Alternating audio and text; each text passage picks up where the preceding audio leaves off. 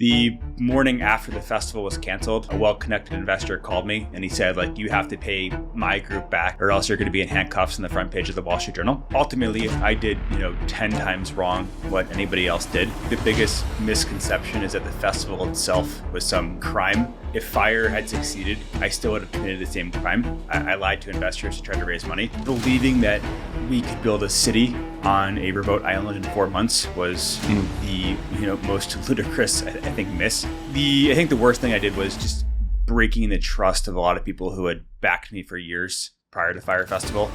That's what keeps me awake the most at night now. The idea wasn't that crazy. The concept was to do a tropical music festival. I think the idea was wild that it had to be the nicest island. It had to be remote. It had to be this many people. It had to be this many artists. So I think we just tried to push it too far to keep kind of the pure beauty of these outer Bahamian islands. And I think that was probably the biggest logistical mistake. At that point in my life, I was taking a lot of shortcuts. I was lying to investors. And I think I attracted a lot of people who were looking for those shortcuts in life, who wanted the money, the recognition, the success, without going through the proper process to get it. I knew what I was doing was wrong for sure, but I think I deluded myself into thinking that the end goal would make everybody happy. And I was really desperate to make people happy at that point. And I thought that money, success, having the festival work would make every single person happy, whether that was an investor, an employee, music artist, whomever was, involved in the festival. So I think I was so focused on just making it work that in my mind, I didn't comprehend the gravity of the crimes that were really committed along the way. And 6 weeks later, I was actually arrested. Billy McFarland, welcome to the Roller Coaster Podcast. Thank you, guys. Great to be here. Yeah, we appreciate you coming on and taking the time. So when you did Fyre Festival 1, did you inside believe that you could pull this festival off? Absolutely. I think the biggest misconception is that the festival itself was some crime. If Fyre had succeeded, if it became what it was advertised to be, I still would have committed the same crime. I lied to investors to try to raise money, and we legitimately tried everything to make the festival work, and naively so thought it was going to work up until literally the last minutes. Wow. Where do you think the biggest miss happened where it all started to fall apart? I think taking away all the ethical and moral violations of, which there were tons, it was all timing. Believing that we could build a city on a remote island in 4 months was the most ludicrous, I think, miss. And had we given ourselves more time, we would have succeeded in building the actual festival portion of the business. When you say ethical and moral violations, what are you alluding to there? I think the worst thing I did was just breaking the trust of a lot of people who had backed me for years prior to Fyre Festival. That's what keeps me awake the most at night now. And it was, raising money from people who I had known and had mutual trust. Was it a few investors that sort of really backed you to make this? I mean, it obviously didn't happen. There were a few dozen investors total. There certainly were, a core group who had put in the majority of the money. And most of those investors I had known, and they had backed my previous businesses for, a few years up to that point. What's your relationship with all of them now? It's really, good question. It's different for everybody. Some people won't get near me. Some people are really, really supportive, and some are kind of lukewarm, being like, hey, prove it to us. And I think prove it to us that you can do good in the future, not necessarily about the money. So it's a weird I remember mix. Watching the first Netflix cut and seeing you and just thinking, this guy could do crazy shit. So what were you doing? He really believes in what he's doing, and he could do crazy shit. And I couldn't, because I've never met you and I didn't know. And I couldn't tell, is this malicious, or is this something where you just went until it didn't work, and then you had to throw up your hands and say, well, I fucked up? Yeah. Which one is it? Was it malice, or you were like, I'm a dreamer and I'm going to dream until I stop dreaming? I think I hope I'll let the future actions and future things in life be the judgment there. But ultimately, I think the idea wasn't that crazy. The concept was to do a tropical music festival.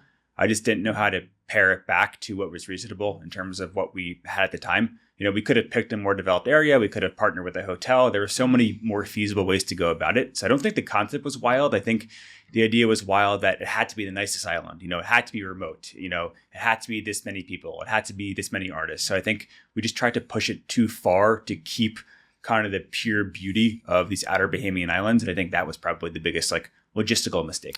What did you learn and do differently for Fyre 2? I think one, it's all about the people. And ultimately I did, 10 times wrong what anybody else did.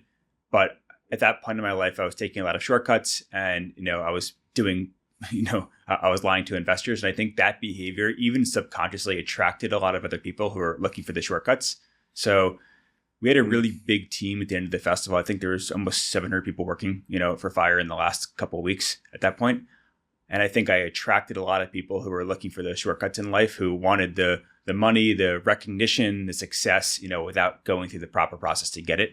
So I think like my actions will determine a lot about, who we attract. Did the when you say lying to investors, I'm assuming that that's what the charges really came down to. It Correct. Wasn't that you put on a festival and it didn't happen. It was that, were you like giving them fake reports or fake accounting? Or I was lying to them about our numbers. So revenue projections, what we had, we didn't have everything. I was really bad, like liar too. I think like did it cause them to invest more or it was... I actually think I raised less money, which is like, I think one of the weirdest things that I've experienced in life is after prison, almost every entrepreneur I meet with, they like tell me the worst thing they've done in their life, like trying to relate.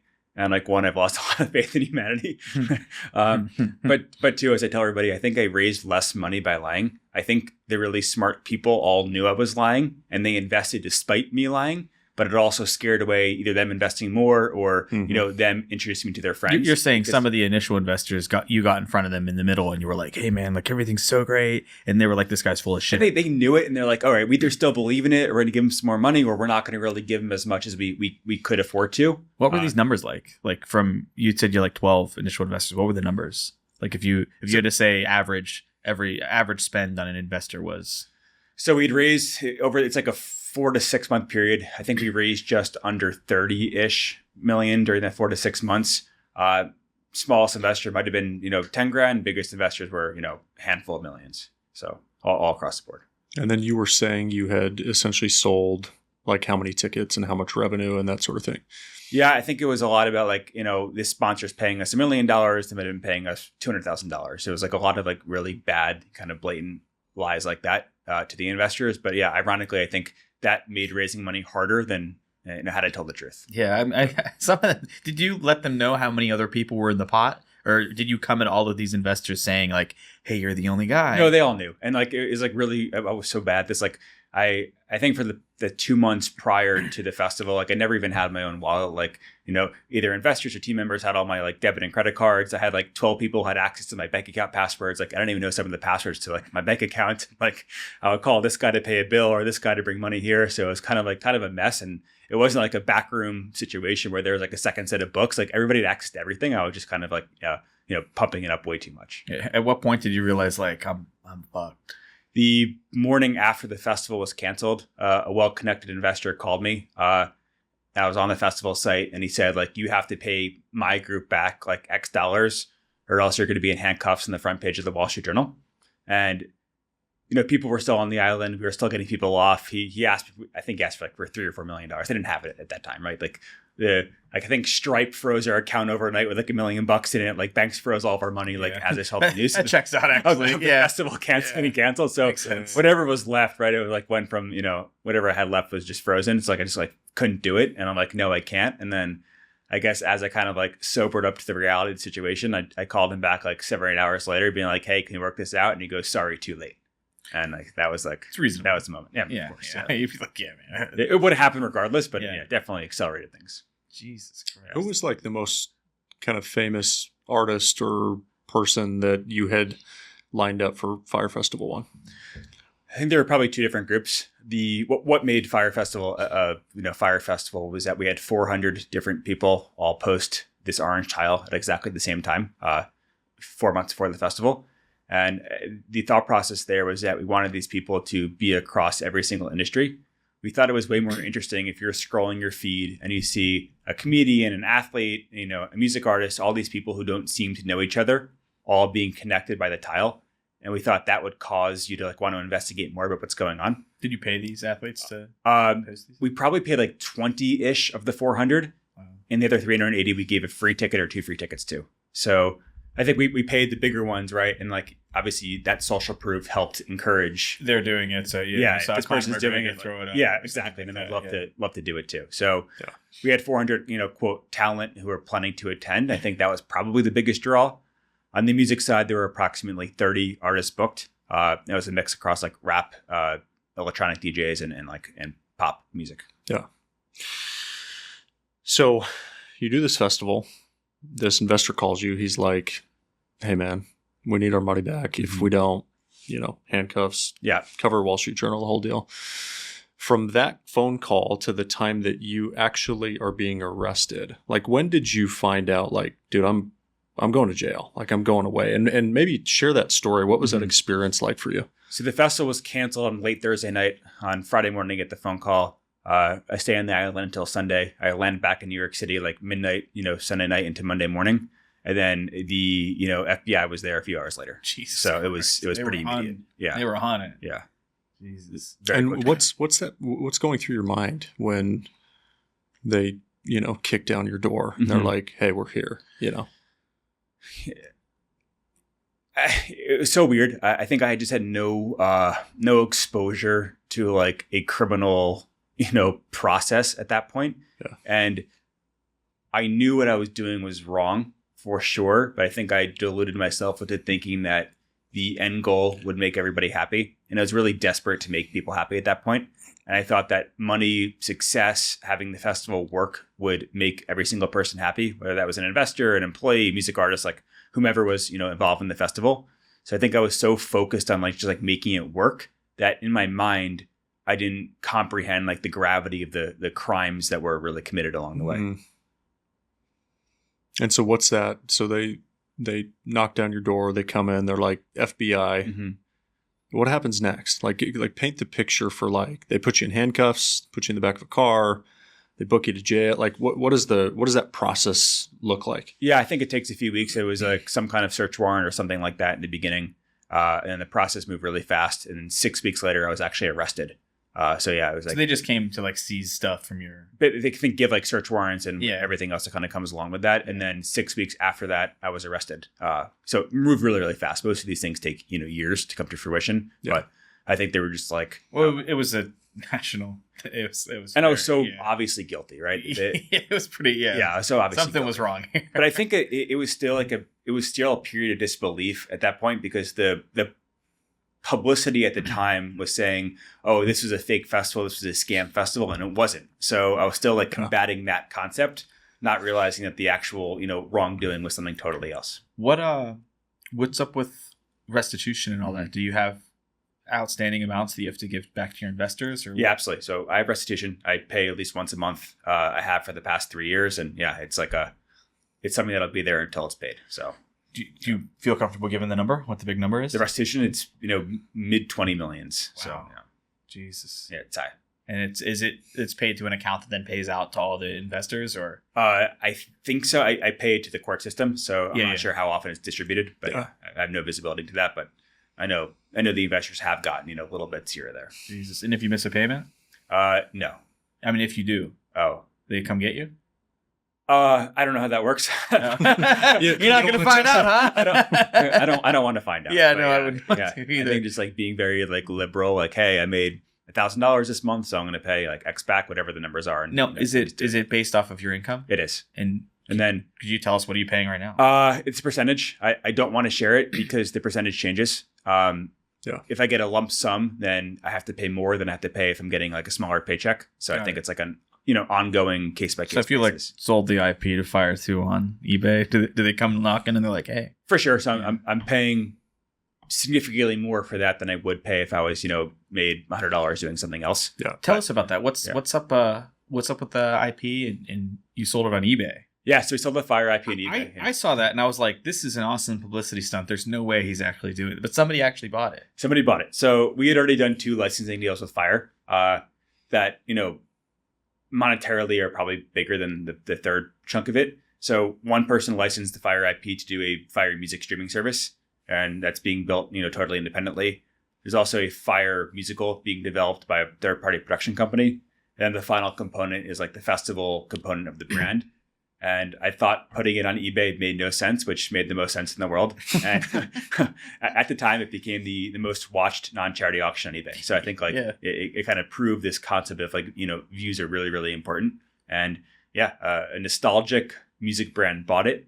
I can't say who they are, but I imagine they'll be announcing themselves soon. Interesting. What did they pay for it? What was the closing bid? The eBay auction ended at $245,000. Did you do an auction? The final prices was, a little bit greater, but not much greater. Yeah. Now, did you ever think about just ending the? I'm just, I'm thinking business here. Did you think about ending the auction and not paying eBay their fees? We had a couple of offers that I think you're allowed to cancel the auction until 12 hours before. Yeah. After that, it gets a little trickier. Yeah. We had a couple of last minute offers that came in. We had offers for more that we turned down than the auction ended for. But I do really like the guys who bought it. And are they keeping you on in some capacity? They're not, but I do think when they announce it, it's going to get, it'll create some buzz. So hopefully that helps all sides. I mean, personally, I feel like it's such a pop culture, it's like a big blunder that everybody knows about that, I only know about it because I watched the Netflix doc. And that was just such a crazy thing to watch at the time. To remove you from it kind of seems like a bad thing. If I see Fyre and I don't see your face or name associated with it, is it an Amazon Fire Stick? What do you think about that? Should they keep you in? Did you make that? Did you ask them to, or not really? No, I think in a weird way I hold it back. I think there's a lot of people who want to be involved with Fyre, but they were scared of the association with me. So I do think it's going to allow it to succeed in other ways. Yeah, it's become its own new thing. Yeah, exactly. Yeah. And I while I'm not involved in that festival component, I do have back-end ownership in the music streaming service and the Broadway musical. Have royalties or whatever it may be. So, okay, that makes sense. My team will benefit from the success of those projects. But yeah, I'm also ready to move on too and kind of close a chapter of Fyre, tie it up, and move on. Before we go, sort of onto what you're doing next with Fyre Festival, do you feel like when Netflix produced this documentary, what did they get right? What did they over embellish or not get right? Were you happy with the documentary that they produced? Were you not happy with it? Was it good for you? Was it bad? Maybe just kind of give us your whole perspective on the Netflix documentary. I never watched the documentaries. I've obviously heard a lot about them. No way. You never watched it? Never watched either one. No. Stop. All right. Wait, how much time do you have? No, I'm kidding. Pull it up. Let's watch it right now. Don't let me watch it. Lock the doors. I haven't watched either one, but obviously I've been told who interviewed and who was part of it, told a lot of stories. I think the most fucked up part is that both of the documentaries, and it wasn't Netflix or Hulu, it was the production companies, they paid people to deliver specific stories. So I think that's kind of lame. And there were... What stories? Hey, you have to say this and we'll pay you $3,000 for your interview. And if you don't say this, you don't get paid and we don't use your interview. Like the dick sucking thing? Is that one of them? What dick sucking? I don't think he was paid, but that certainly wasn't embellished. It's been 5 years. You don't remember that part? It's been a while since I've watched this. Can I show John the clip really fast? Yeah, sure. You've probably seen the clip before. Maybe. John, sounds like he's It's been years. When did this come out? 2019. Yeah, it's been a while. 6 years. 6 years. Oh, TikTok won't let you write that, I guess. He Googled Fyre dick sucking. Didn't. Yeah, not a search term. You'll find my other video. I'm just kidding. Oh wait, the new side hustle. Only Fyre. You had rent free. And I got into my car to drive across the island to take one for the team. And I got to his office fully prepared to his. Who is this guy? Do you know who that guy is? Yeah, he's like an event planner. He was a consultant for my previous business where he was hired to do events. And we hired him for Fyre Festival, I think 4 or 6 weeks before the festival, at the last minute. He did work hard. He tried to make it work, but it was super fucked up. He was texting me that day when he was interviewing for Netflix, and he's like, "Hey, the interview went great. They'd love to have you on. I'm with the guy right now. Can I come see you?" I'm like, "I'm at dinner with my girlfriend, but you're welcome to." They're like $20K. So $20K. He comes with me, meets me at a restaurant, and Il Molino or something. Yeah. He comes, meets you with the producer from the production company. And meets my girlfriend. He's laughing. "Oh, it went so good. I said such great things about you. You got to come and do it." Stop. And they're gassing me up to come and interview it. I obviously didn't interview, but yeah, that'd be a bad. And then I hear about this. I'm like, "What the fuck?" Hours later, you're telling me how great it was and how nice you were, and then you just What was the story that he was telling? Do you know the story? Yeah, he basically said that he was told that I told him to go suck some guy's dick to get the Evian water released, but it was not true. I just couldn't see him admitting to that if it was true. What? I couldn't I wouldn't tell that story. I'd just quit. Well, right? It depends how much Netflix is willing to pay you. Yeah, I don't know if he got paid or not. he was not a. I hope he got paid for that. I don't Who know. knows? Who knows? But I think he's made a. How much would it take for? Didn't he say I was fully willing to? Is that what? No, he did it. Oh. Yeah. I mean, maybe that had nothing to do with the water. I don't know. It's yeah. very interesting. Seems like it could be. Somehow I've blocked that part of the documentary out of my That's mind. one of the best parts, man. I remember the sandwiches. I remember the tents. I don't remember the dick sucking for the Evian water. I don't remember that at all. Yeah. I wasn't referring to that story, but there. I think the part that hurts me the most, and like, and part of the reason why I didn't watch it is I think I lose track of like all the things that were wrong. But the idea that the Bahamian employees were like scammed is just like totally false. And they didn't use, the dozens of interviews that said the contrary and paid people to say that they were scammed. So I think that's kind of a fucked up. Like, what's their claim? Really unethical part that Bahamian workers were, scammed for millions of dollars, and it's just like totally BS.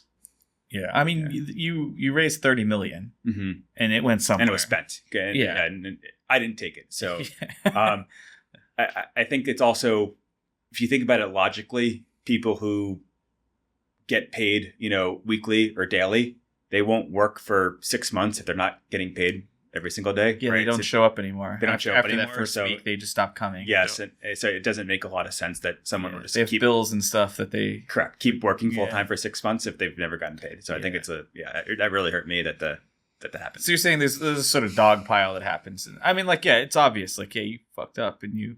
I think it misled investors and all this stuff happened. But why not focus? Like, the truth is bad enough, right? Wouldn't the better scam have been just like raising all the money and disappearing? I think just like there's so many things that went. I think I was like attracting bad people at this time, but I remember in the midst of the festival chaos happening, I was standing on this like milk carton, like literally trying to like get people to their tents or their houses or whatever, and someone hands me a phone and it's like a pretty big tabloid. And at this point, someone was live streaming me, like on the homepage of this tabloid's website. And now I'm talking to the reporter, and they're like, "We're running a story that you ran off on your yacht with like cocaine and hookers." And I'm like, "Guys, like on your very homepage, you're live streaming me in like a 3-day-old t-shirt, like sweating, like on a milk carton, people around." I'm standing in the milk carton, like, "We don't care. We have credible sources." And like at that moment, I'm like, "All right, like." The truth is no longer has any relevancy. I encounter that a lot. And what I do is I do stories and I expose crazy shit that happens online. Yeah. And it's always hard to figure out, because sometimes I'll have like a total demon. And it's hard to figure out like what people are telling you that's true and what's maybe a little crazy and embellished. And I've learned that if there's not a fact associated with it that I can point to and see and recreate, sometimes it's like, oh, this guy's a bad person, so there's a ton of things that will be said about him. And other times it's like, no, they are really that bad, and here's a book of evidence.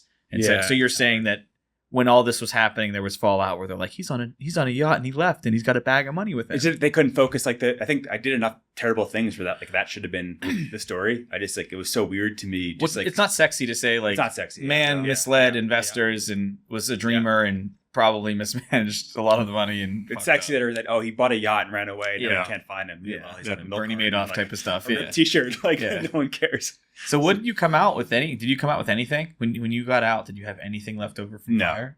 They took everything? When I was released from jail? Yeah.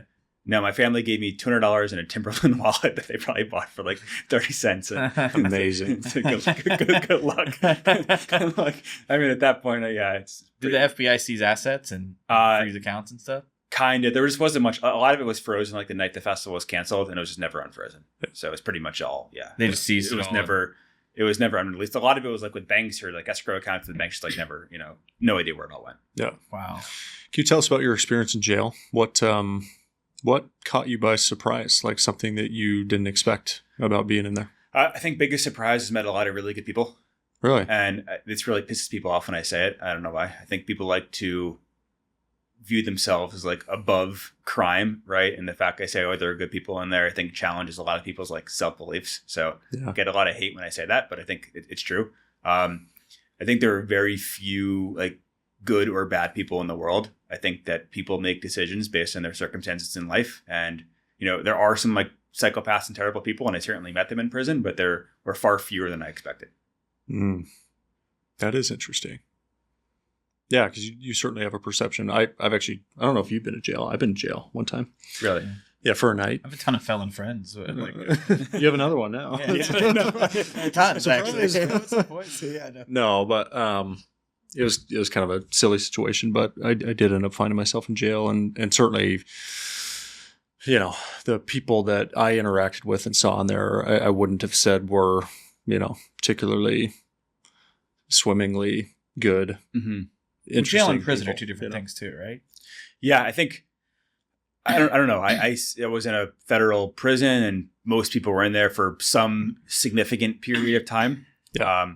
Most people were in there for drug dealing. I think that was whatever the percentage of people were. That was most of them, and I think just most of them just didn't know anybody in their life who didn't sell drugs. And if you're 19 and every single person you know sells drugs, and then you start selling drugs, and a year later you go to jail for 10 years, like, yes, you did something wrong, but like, it doesn't necessarily mean you're a bad person, right? It's like that was your entire exposure, your entire life. Yeah. So you could be a terrible person, or you can still be a good guy who just like didn't know any better. So I think there's like, the line is more gray there. Still keep in touch with anybody from jail?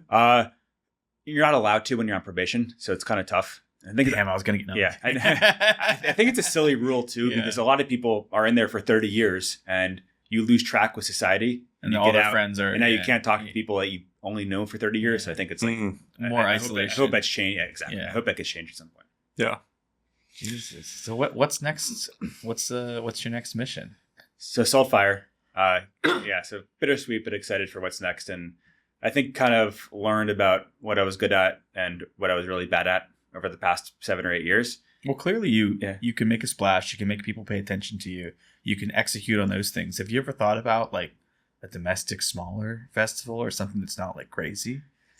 I just like you could legitimately crush that. If you like made a reasonable thing that like people would show up to, even if they hated you, they'd be like, fuck it. I mean, it's Billy. I don't really like festivals though. I think what? No, Billy, why don't you like festivals? What has happened in your past? Do you have some trauma around festivals?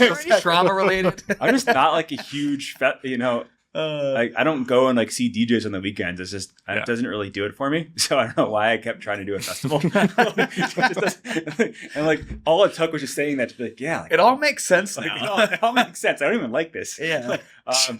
But what you said, I think, and the world has changed a lot. And I think at this point, views are probably like the most valuable thing in the world. And every single business now benefits from getting more views, right? Whether you're a landscaping company, whether you're a music artist, or whether you're, ChatGPT, like you need views, and attention is product at this point. And I think I've been really good at getting views, whether it's for a festival or for other companies. So I want to focus on like the business of views. And so trying to create a tech product that, productizes views and allows brands and businesses to get these views. So working on something, not quite ready yet, but kind of going all in on what I think I did well, and realizing like, hey, I don't like festivals and I clearly suck at it. So like, let's leave that in the past.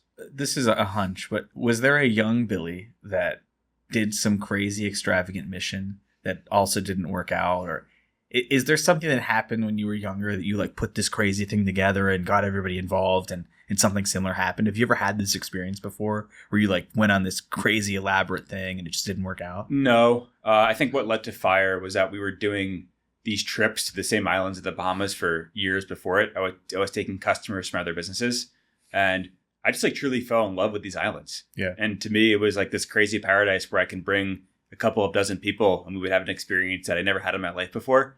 And I kept like telling my friends, and they wouldn't believe me. So I kept wanting to like make these trips bigger and bigger, and the trips were growing. Can you still go? I don't know. I can't right now. I can't travel right now. So no, I mean, when your probation's over, like if you go to the islands, they'd be like, hey. I think it'll be fine. Yeah. Famous last words. He shows up to like, we got a whole new series of charges. Next podcast, Shotgun in the Bahamas. Yeah. But yeah, I just wanted to kind of share these trips with everybody. And that was the whole genesis of the festival. I was like, hey, let's just make this a lot bigger and share it with the world. And obviously it went really, really wrong. Jesus. Yeah. Jesus. Yeah, really interesting.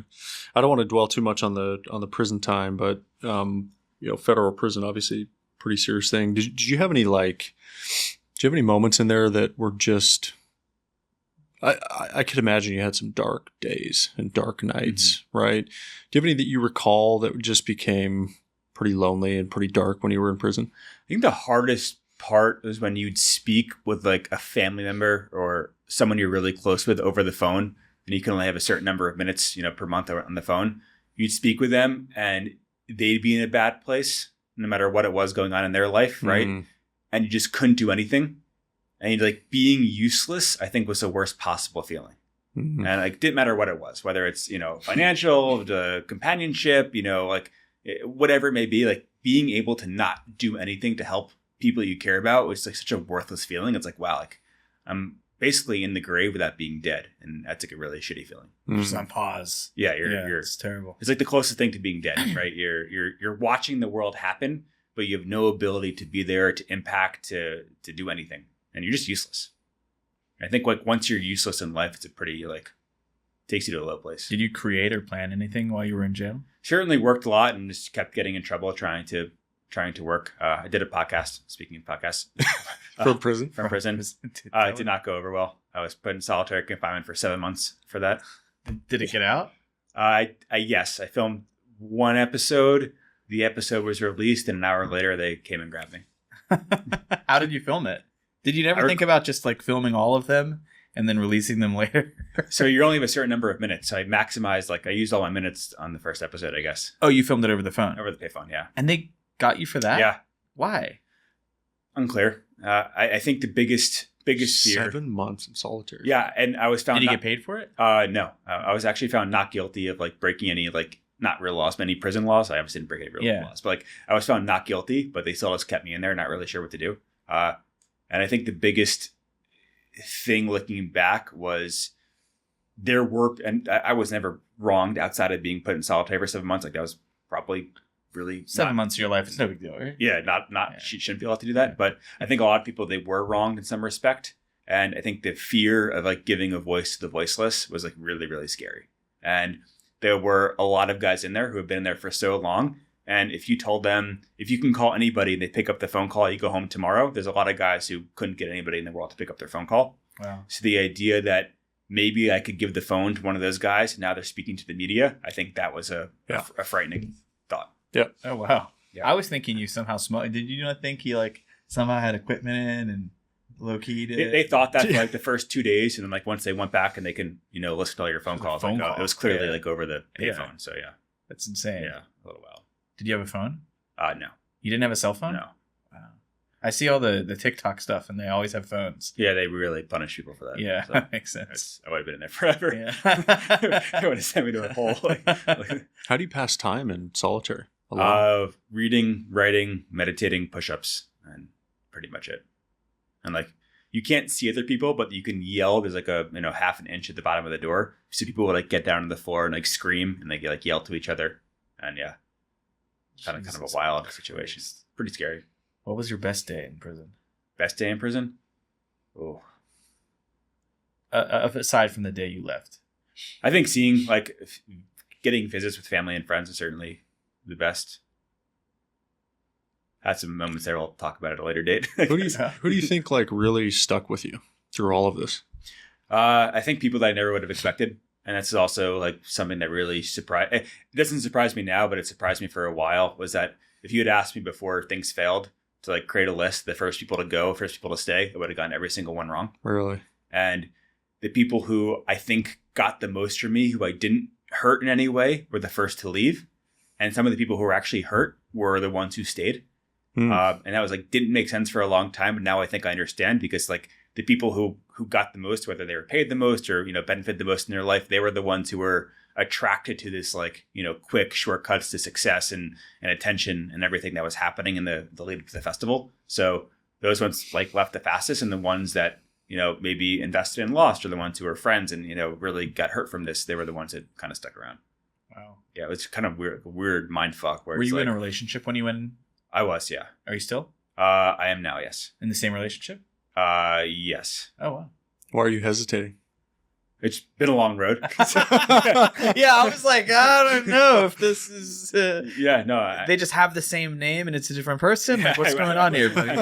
Like, Jesus. I'll get killed if I say any more. So. Tell us the details. Oh, my God. Was that tough? I mean, super hard. It's just like, it's just being... I think just like watching, I think people who had kids when they're in prison probably had it the hardest. Yeah. Because they just like, they really just can't do anything. And they just like, yeah, you're worthless to your kids. Like 5 years, yeah. Yeah. So I'm happy I didn't have kids. But yeah, the hardest part is being on the phones with loved ones and like they need something, they need you, and you're just like a piece of shit. It's just like, that sucks. Jesus Christ. How long were you sentenced to? And then I think you got out early, right? Sentenced to 6 years Yeah. and served just around 4. Yeah. Was it one of the best days of your life when you found out you were going to get released early? I think I found out I was getting released early, maybe 2 or 3 months before I got released. And those are probably the hardest 2 or 3 months of my life. I think just like the knowing that you're at the whim of somebody else who could literally snap their fingers and, I guess in my case, put me into a box for 7 months.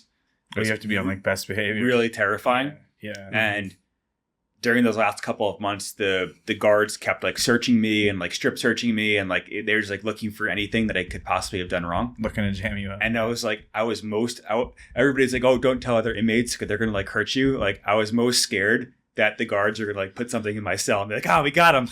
Like, it kind of feels weird, right? Because like there are people that are out tons of money, mm-hmm. like boatloads of money, and they put you in a room for 4 years, mm-hmm. and you got out. And those people are still owed boatloads of money. Mm-hmm. And you lost 4 years of productivity. Yeah. Like, it's kind of a weird... How do you feel about your sentence? Yeah. I've gone through so many... It's a great question. I've gone through a lot of ups and downs where I felt like, hey, this is way too long. And I've gone through periods where like, this is just right. And then I met someone who, did something where I didn't think was that bad. And they got 30 years. And it's like, damn, I'm lucky.